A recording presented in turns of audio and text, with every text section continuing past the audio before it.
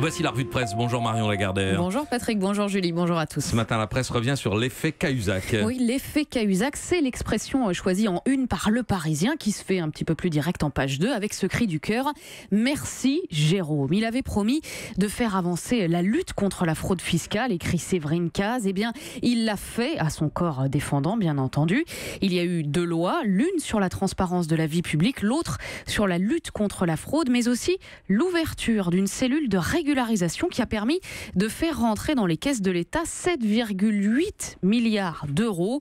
Cahuzac et ses trafics ont fait accoucher la politique d'un monde nouveau, se félicite Jean-Louis Hervois dans La Charente Libre.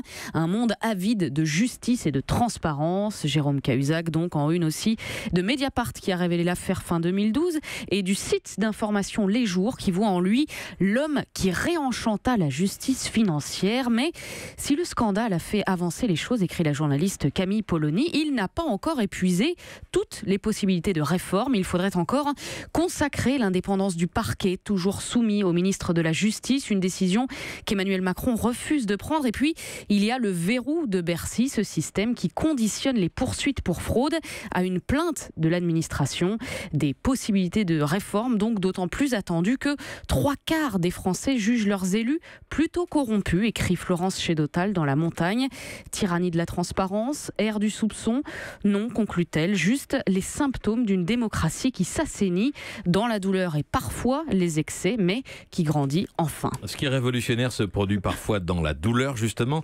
Le Parisien sort aujourd'hui un hors-série dont Europe 1 est partenaire sur la Révolution française. Et c'est l'acteur Laurent Deutsch qui emmène le lecteur en balade dans Paris sur les traces des troublants fantômes de la Révolution. Une balade dans une capitale qui, il y a 200 ans, était assise sur un volcan dont l'explosion allait changer la face du monde, écrit Charles de Saint-Sauveur. Un Paris qui brûlait alors d'idées neuves. Et oui, des idées neuves comme la Déclaration des droits de l'homme et du citoyen, la première loi sur l'abolition de l'esclavage annulée plus tard par Napoléon, ou encore les plaidoyers des femmes pour le droit de vote. À travers le monde, écrit Raphaël Pic, elle est la mère de toutes les autres et n'a même pas besoin de qualificatifs. La Révolution française est l'une des sources de la civilisation moderne, dit-il, mais ceux qui la vécurent eurent-ils conscience d'un tel moment historique?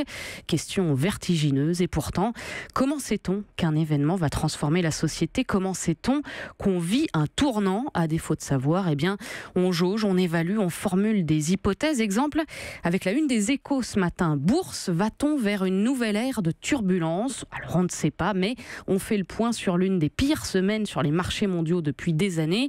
Et puis la SNCF vit-elle un tournant? Dossier à lire dans La Croix, qui voit dans l'ouverture à la concurrence le plus important changement de toute l'histoire du système ferroviaire français. Enfin, en Syrie, assiste-t-on à un tournant avec les frappes israéliennes ce week-end? Libération parle d'un dangereux engrenage entre l'Iran, qui veut asseoir sa domination, Israël, qui s'inquiète d'une libanisation du conflit, et la Russie, qui tente un impossible grand écart. La tension est montée d'un cran et fait naître la crainte d'une escalade incontrôlable.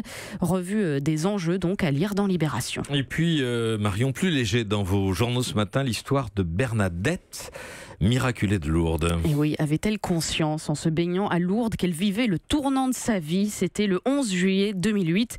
J'ai ressenti une présence mystérieuse, raconte Bernadette Moriot dans Le Courrier Picard. Un bien-être, une chaleur dans mon corps. Et puis le soir, une voix m'a dit « Enlève tes appareils ». Alors, dans un acte de foi, j'ai tout enlevé. Plus de corset, plus d'attelle, plus de neurostimulateurs. Un cas de guérison exceptionnelle que l'Église vient de reconnaître comme miracle, le 70e de la grotte de Lourdes, qui écrit le journal. Avant de faire le pèlerinage, elle souffrait d'une attaque sévère des racines lombaires et avait été opérée 4 fois sans succès. Son médecin explique qu'elle avait un releveur au pied, mais aussi une sonde urinaire, et qu'elle prenait 300 mg de morphine par jour. Je la suivais tous les mois, précise-t-il dans le Figaro, et voilà qu'un beau matin, elle se présente en pleine forme. L'un de ses pieds, perpendiculaire à l'autre, avait retrouvé sa position parallèle et elle avait arrêté son traitement morphinique du jour au lendemain, sans effet effets secondaires. J'en suis tombé sur le cul, lâche-t-il, toujours pas remis visiblement du choc. Après des années d'enquête et en l'état actuel des connaissances scientifiques, conclut Le Figaro, un tel phénomène de rétablissement reste inexpliqué. De quoi rappeler, au-delà de la notion religieuse de miracle, que bien des choses échappent encore à l'entendement humain. Le mystère de la guérison, mais il y a plus insoluble encore pour le physicien Étienne Klein. Le plus grand mystère, c'est la question du moteur du temps. Et c'est le titre de la longue interview qu'il a accordée au site ouzbek Erika, où il déroule le thème de son dernier ouvrage intitulé Matière à contredire. Étienne Klein évoque passé, présent, futur, mais aussi la notion de progrès. Il faut faire progresser l'idée de progrès, dit-il, parce qu'aujourd'hui on l'a abandonné, on ne l'interroge plus. Or, si le futur est laissé en jachère intellectuelle, eh bien c'est la peur qui arrive. Si l'on tient compte de ce que l'on sait, c'est l'horreur, l'apocalypse, le climat est instable, les ressources naturelles s'épuisent, la démographie explose. Il y a de quoi flipper, dit-il. Il faut donc essayer de configurer le futur d'une façon qui soit crédible et surtout attractive, parce que ce qui va se passer dépend de nos actions, dit Étienne Klein, et nos actions dépendent de nos pensées. Voilà, quand la physique et la science butent sur l'insoluble, eh bien, il reste la philosophie, cet autre outil indispensable donc même aux scientifiques pour apprivoiser ces choses qui échappent à l'entendement humain. C'est pas votre collègue en face de vous qui vous dira le contraire. Merci à vous, Marion Lagardère. Europe 1.